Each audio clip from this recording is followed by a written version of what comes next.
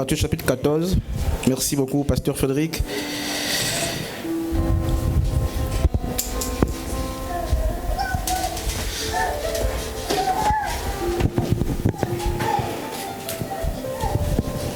Vous trouverez le même texte dans Jean chapitre 6 et même dans Luc. Je crois au chapitre 9.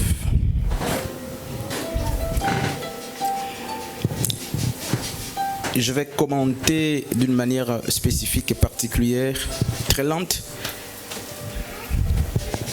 n'est-ce pas, ce texte connu presque de tous. Alors, il s'agit naturellement de l'épisode de la multiplication de pain. Et cet épisode est connu par presque tout le monde.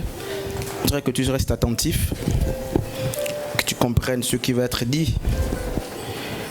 Mais avant, n'est-ce pas, de faire quelques paragraphes de l'exégèse, je vais lire le texte. Par contre, je vais prendre, n'est-ce pas, dans les évangiles, le texte synoptique, Matthieu. Ils sont trois, Matthieu, Marc, Luc. Ce sont des évangiles synoptiques racontant presque les mêmes choses. Alors, Matthieu chapitre 14, à partir du verset 13 jusqu'au verset 21. À cette nouvelle, Yeshua partit de là dans une barque pour se retirer à l'écart, dans un endroit désert. L'ayant appris, la foule sortit de ville et le suivit à pied. Quand Jésus sortit de la barque, il vit une grande foule et fut rempli de compassion pour elle. Et il guérit les malades. Le soir venu, nous sommes au verset 15, les disciples s'approchèrent de lui et dirent: cet endroit est désert et l'heure est déjà avancée. Renvoie la foule afin qu'elle aille dans des villages pour s'acheter de vivres. Yeshua leur répondit: ils n'ont pas besoin de s'en aller. Donnez-leur vous-même à manger. 17. Mais ils lui dirent, nous n'avons ici que 5 pains et 2 poissons. Apportez-les-moi ici. Cette partie des Écritures fait d'ailleurs l'objet de notre thématique. Apportez-les-moi ici, c'est le thème de notre exhortation. Leur dit Jésus. Il fit asseoir la foule sur l'herbe, prit les 5 pains et les 2 poissons, leva les yeux vers le ciel et prononça la prière de bénédiction. Puis il rompit les pains et les donna aux disciples qui les distribuèrent à la foule. Tous mangèrent et furent rassasiés, et l'on emporta 12 paniers pleins des morceaux qui restaient. Ceux qui avaient mangé étaient environ 5000 hommes, sans compter les femmes et les enfants. Merci, hommes et femmes de Dieu, on peut s'asseoir. J'aime beaucoup cette histoire parce qu'elle fait partie des miracles ou des histoires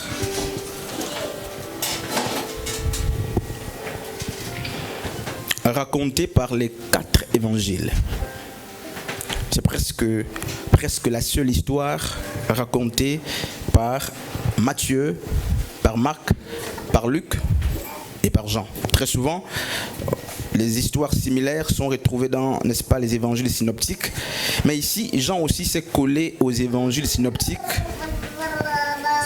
pour ramener dans un contexte précis le même épisode de la multiplication du pain. Et c'est la première multiplication du pain parce que les Écritures parlent de 2 épisodes de la multiplication du pain. Et une autre spécificité justement de ce texte, c'est que au-delà du caractère particulier, n'est-ce pas, qui est vu, qui sont à l'œil nu, le fait que les gens aient mangé et bu, il y a dans ce texte 4 grandes vérités, 4 grands enseignements, 4 grandes leçons, 4 morales qui expliquent, n'est-ce pas, le bien fondé de ce miracle. Par contre, je crois que pour la circonstance et à cause de l'urgence vitale, je vais rester sur un ou deux enseignements, n'est-ce pas, de ce texte. Je voudrais qu'on reste calme parce que je sais que c'est des choses déjà connues, déjà entendues. Mais avant d'aller plus loin, je voudrais travailler avec deux personnes chez les chantres là-bas. Donc ceux qui sont devant, je choisirai deux personnes pour travailler avec elles. Alors, Marc, Matthieu et Luc, donc les évangiles synoptiques, nous parlent du miracle de la multiplicité ou de la multiplication du pain. Par contre, lorsque Jean se colle à ces trois évangiles synoptiques, il ne parle pas tout de suite du miracle, il parle du signe. C'est pourquoi je dis restons attentifs, parce que nous allons un peu creuser les choses pour voir autrement ce qu'on a déjà vu hier. Jean parle du signe, mais Marc, Matthieu, Luc parlent du miracle. Et nous savons qu'il y a une différence entre, n'est-ce pas, le signe et le miracle, et même entre le signe miraculeux et le miracle, le signe. Je voudrais qu'on définisse en première approximation, n'est-ce pas, ce que c'est le miracle.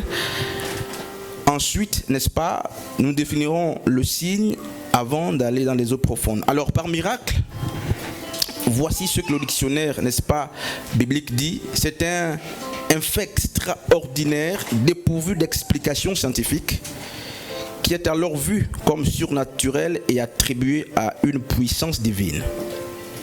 Alors, si on doit simplifier cette lecture, le miracle est, n'est-ce pas, imprévisible. C'est une action qui n'est pas habituelle, c'est une action qui n'est pas naturelle.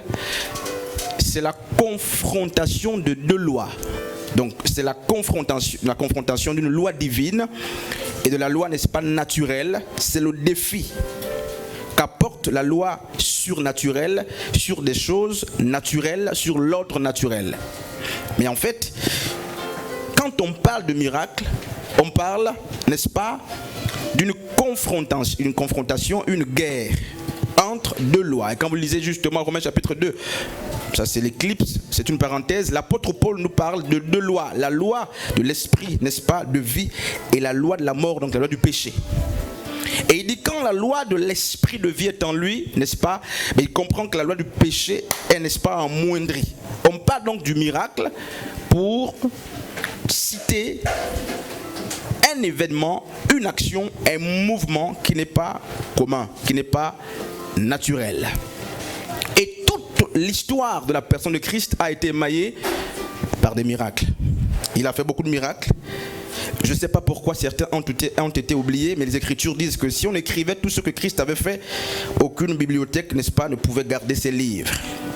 Alors, pourquoi, comment, qu'est-ce qui explique le fait que les 4 évangiles prennent le soin de ranger, n'est-ce pas, ce miracle parmi tant d'autres. Il y a certains que Marc a pris et que Matthieu n'a pas trouvé aisé de reprendre, d'autres Luc et Jean n'a pas trouvé aisé, mais le miracle de la multiplication du pain apparaît dans, n'est-ce pas, dans les 4 évangiles.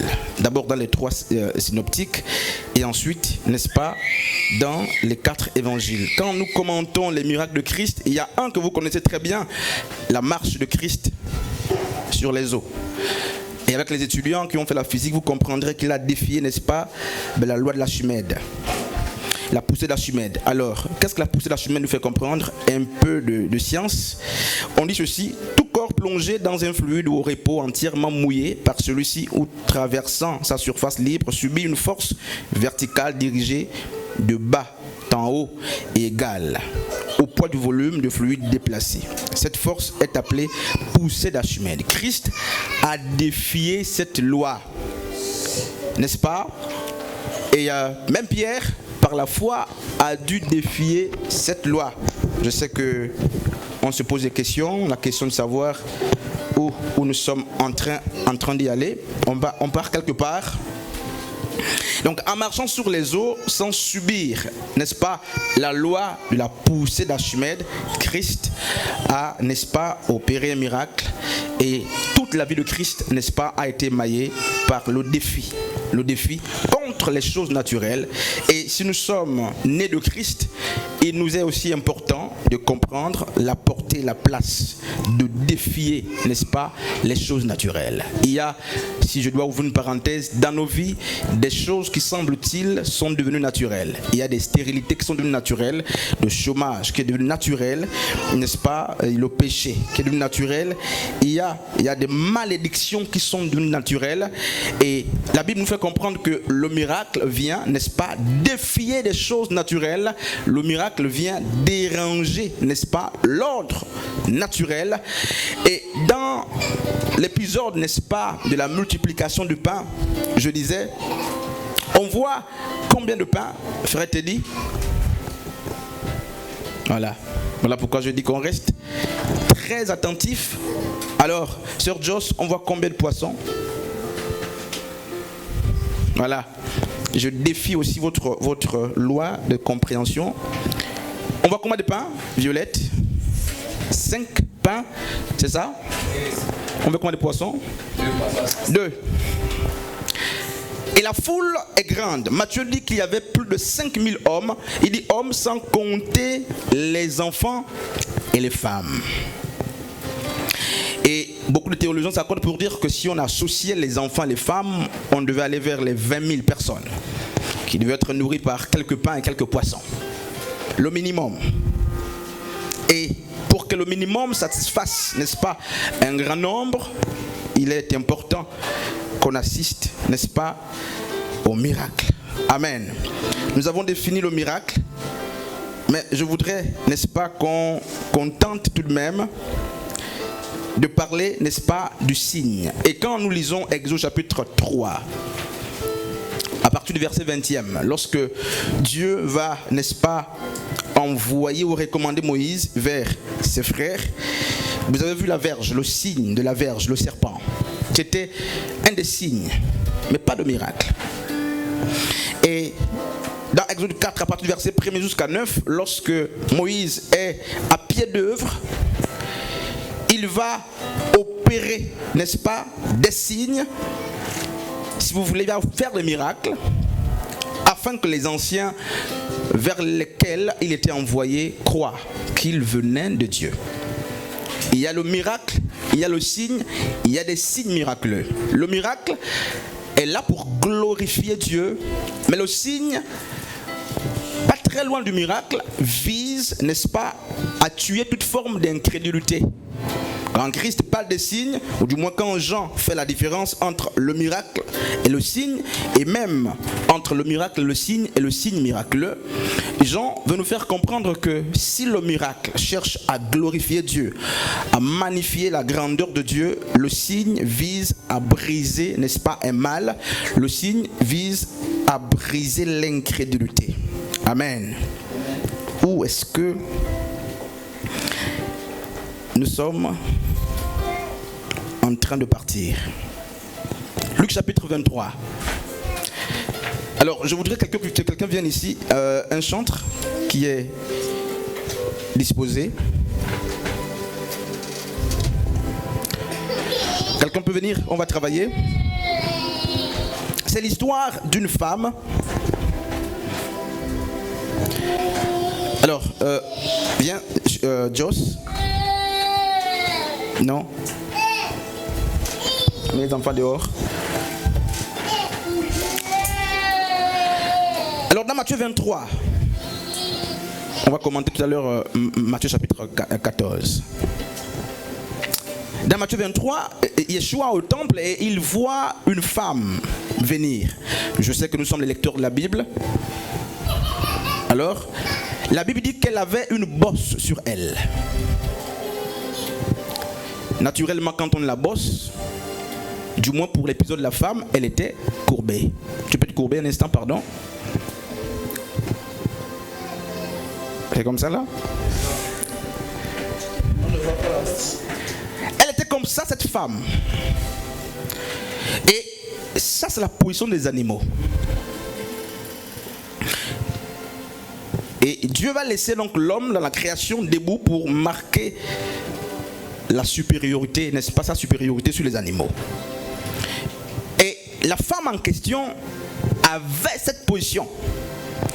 Et la Bible, quand vous lisez l'histoire de Luc 23, on nous fait comprendre que c'est des démons justement qui avaient rendu cette femme comme ça.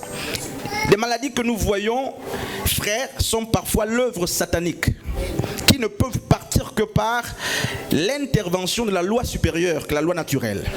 Il faut que Dieu fasse, ou que nous fassions intervenir une loi qui vienne, n'est-ce pas, s'opposer à la loi naturelle pour que les choses reviennent à la normale. Cette femme n'est pas née comme ça. Je ne connais pas son histoire, mais on nous fait comprendre qu'elle avait une bosse qui la gardait dans cette position nuit et jour. Et qu'est-ce qui se passe? Satan, en rendant, n'est-ce pas, cette femme dans cette position, il a dû enlever en elle l'esprit de supériorité et il a mis en elle, n'est-ce pas, un esprit d'animaux, un esprit d'esclavage ou d'esclave. Et beaucoup de vies ont cette forme-là, mais les hommes marchent debout. Mais nous sommes comme cette femme-là qui a perdu le sens de motricité, qui a perdu, n'est-ce pas, la vie de sa colonne vertébrale. Et qu'est-ce qui se passe? Ésaïe 53 nous fait comprendre qu'il y a un homme que Jean, dans Jean chapitre 1er, 29, appelle l'agneau de Dieu. Vous voyez? Moi, je veux rester calme en 45 minutes. N'est-ce pas que Dieu nous aide? L'agneau de Dieu, lorsque vous voyez comment il transportait la croix, mais il avait la même position. Il avait la même position parce qu'on ne peut pas porter la croix qui pèse debout. Même Simon de Cyrène, qui est venu aider d'une manière circonstancielle, a dû se courber pour porter la croix de Christ. Vous voyez, l'aide de Simon n'a pas suffi parce que quelque temps après il va rendre la croix. Bref, on n'est pas sur ça. Et beaucoup parmi nous ont cette forme de cette grand-mère.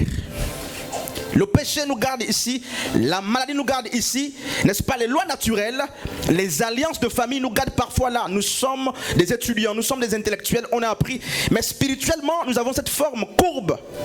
Heureusement que Paul dit que Dieu écrit, ou Christ écrit sur n'est-ce pas, sur des lignes courbes, il écrit droit. Bref, je ne suis pas sur ça. Alors, Christ va faire quoi, l'agneau de Dieu?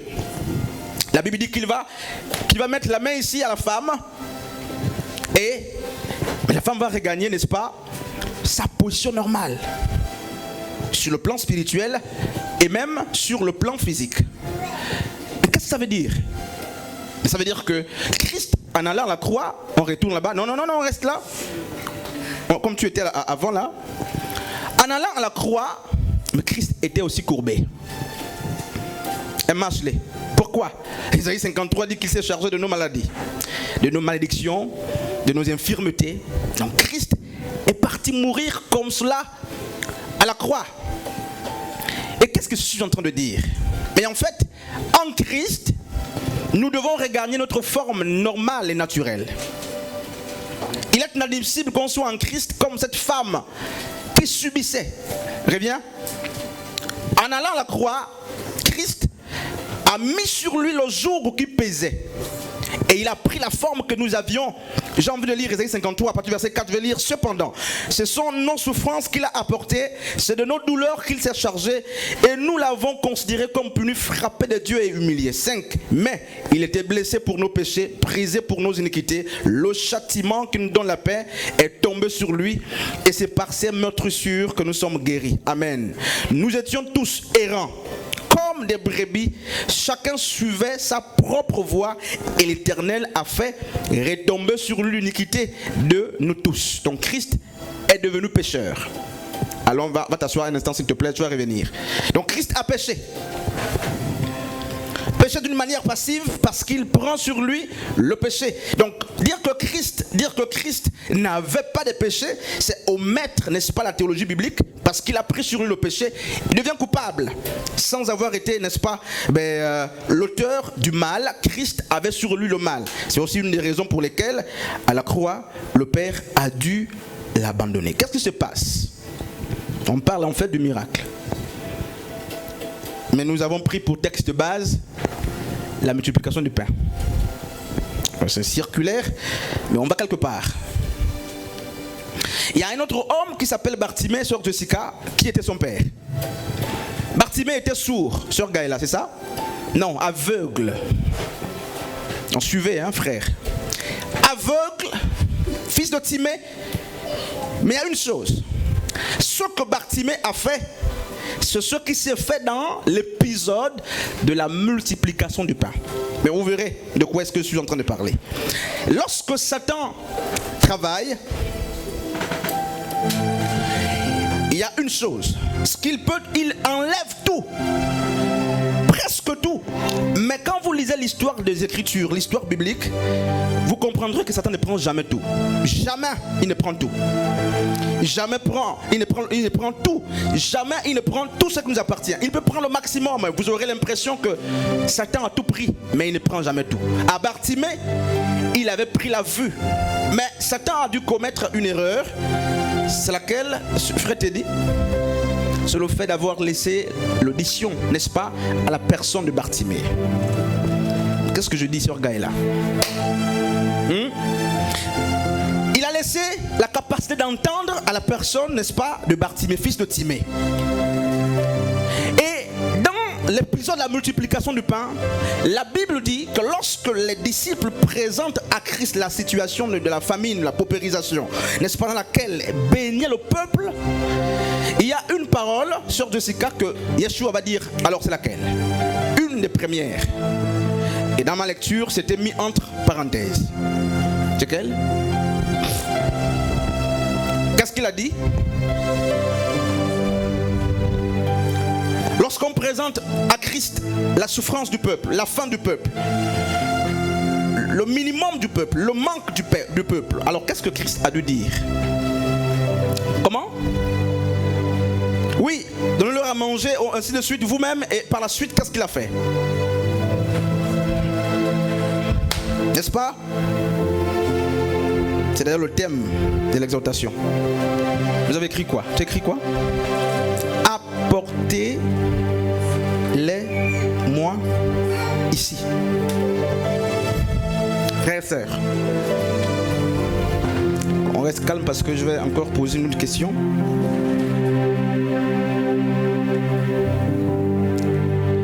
Quand Christ dit apportez-moi le pain et le poisson, c'était pour faire quoi? Non, c'est pas pour multiplier. C'est parce que vous avez vu Christ multiplier que vous dites que c'était pour multiplier. Parce qu'on a vu que c'était, il a rendu grâce, qu'on dit que c'était pour rendre grâce. Ça, c'est nous qui avons lu. Mais comment? Pour nourrir le peuple, parce que nous avons vu que Christ a dû nourrir. C'est pourquoi on conclut qu'il a nourri. Mais en fait, ça c'est le regard du lecteur. Mais en fait, pour ceux qui étaient là, ils ne savaient pas pourquoi Christ a dû dire apportez-les-moi. Amen. Mais ils avaient un peu de pain et peu de poisson. Il dit apportez-les-moi. Et j'ai intitulé l'exhortation apportez-les-moi. Regarde, c'est lorsque Christ dit apportez-les-moi. Par la suite, on ne voit pas la contradiction des apôtres ou de ceux qui étaient là. Personne n'a dû dire à Jésus que veux-tu faire avec notre petit pain, notre petit poisson? Non, personne ne l'a dit. Mange-les. Il n'y a pas de raisonnement dans ça. C'est l'instruction de Dieu. Dieu me siffle quelque chose là. Je vais garder ça, Jacob et Ésaü. Merci Père. Je vais garder ça dans l'esprit pour ne pas être perturbé. Je finis bientôt. Apportez-moi. Qu'est-ce qu'il voulait dire littéralement? Le minimum que vous avez. Donnez-moi le peu que vous avez. Hein, pasteur Frédéric, pourquoi? Le Dieu qui dépossède, qui enlève les Isaac, est aussi capable de nous donner une postérité. Il est capable de nous prendre le fils et de prendre notre fils unique, par suite nous donner une postérité. Et quand il dit apportez-les-moi, mais en fait, si nous n'avons pas lu, on pouvait se dire Yeshua veut s'approprier comme Élie, je crois, l'avait fait, n'est-ce pas? Lorsqu'il était nourri par le corbeau, il arrive justement sur la veuve de Sarepta, il va dire donne-moi de ton huile et de ton pain. Il a mangé en premier. Très souvent, nous voulons vivre le miracle, le divin de Dieu, mais nous raisonnons et nous refusons d'apporter le minimum que nous avons. Le miracle ne demeure pas ou ne réside pas dans, n'est-ce pas, la quantité de ce que nous avons, mais dans ce que nous avons. Et il dit, apportez-les-moi. Il demande les quelques poissons, n'est-ce pas, et le peu de pain, de sorte qu'il commence l'œuvre. Il y a ici des personnes à qui le Seigneur a dû dire, apportez, donnez, apportez. Mais qui, loin des disciples, ont commencé à dire, que veux-tu faire? Que veux-tu faire avec les 2 pains qui me restent? Avec le petit poisson qui me reste? Le miracle ne viendra jamais si le raisonnement rentre dans l'ordonnance de Dieu. Frères et sœurs, la veuve de Sarepta, l'homme de Dieu a dit, donne-moi d'abord à manger.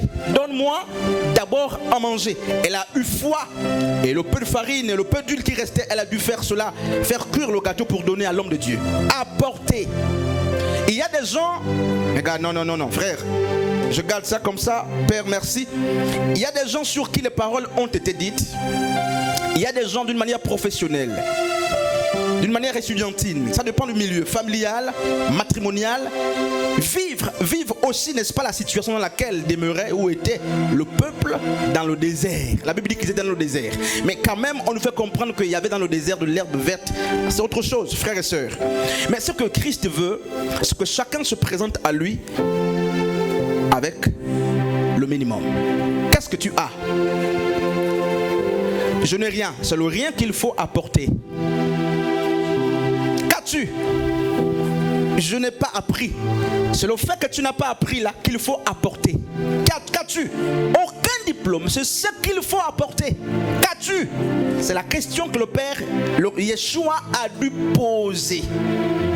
Sans que les gens qui étaient autour, n'est-ce pas, ne commencent à murmurer. Dieu a besoin, n'est-ce pas, du minimum. Que chacun mette en lui, mette en Christ, n'est-ce pas, le minimum qu'il possède. Il y a des gens qui veulent que les ossements ressuscitent ou que les ossements aient la chair, mais ils n'ont même pas les ossements. Dans Ézéchiel 28, on montre justement les ossements desséchés à Ézéchiel. Mais il prophétise et la Bible nous fait comprendre que les ossements ont commencé à bouger. La chair est venue sur les ossements. Il y a des gens qui n'ont rien et qui veulent que Dieu multiplie. On ne multiplie pas par 0. Tout ce qui est multiplié par 0 donnera 0. Frères et sœurs, Dieu veut le minimum. Le minimum peut être aussi la foi que tu as. Qu'as-tu? Je n'ai pas ceci, je n'ai pas cela, mais j'ai la foi. Regarde, Dieu me siffle ça et je ne vais pas passer sans parler. Au soir de sa vie, Isaac veut bénir un de ses enfants. Alors, comment il s'appelle cet enfant qu'il voulait bénir? Je finis quelque part ici. Comment? Ésaü. Le patriarche veut mourir. Il est à la fin de ses jours. Et il dit à Ésaü, viens, je te bénirai. Mais avant, il va donner une instruction à Ésaü. Va me chercher ce que j'aime le plus.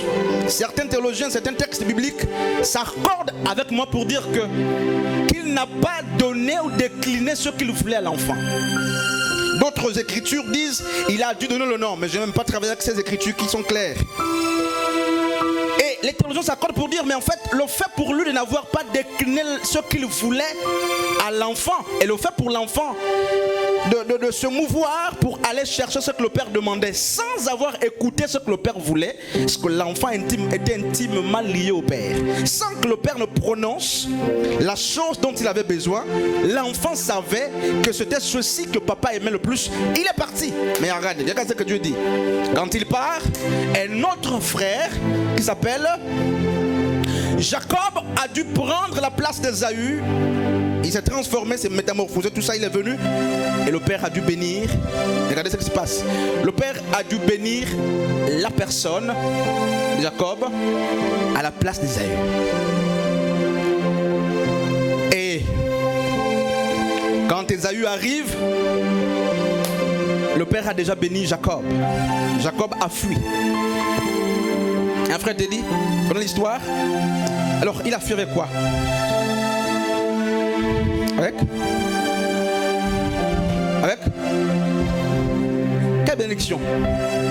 Les biens du Père étaient là. Les tentes du Père étaient là. Les chèvres du Père étaient là.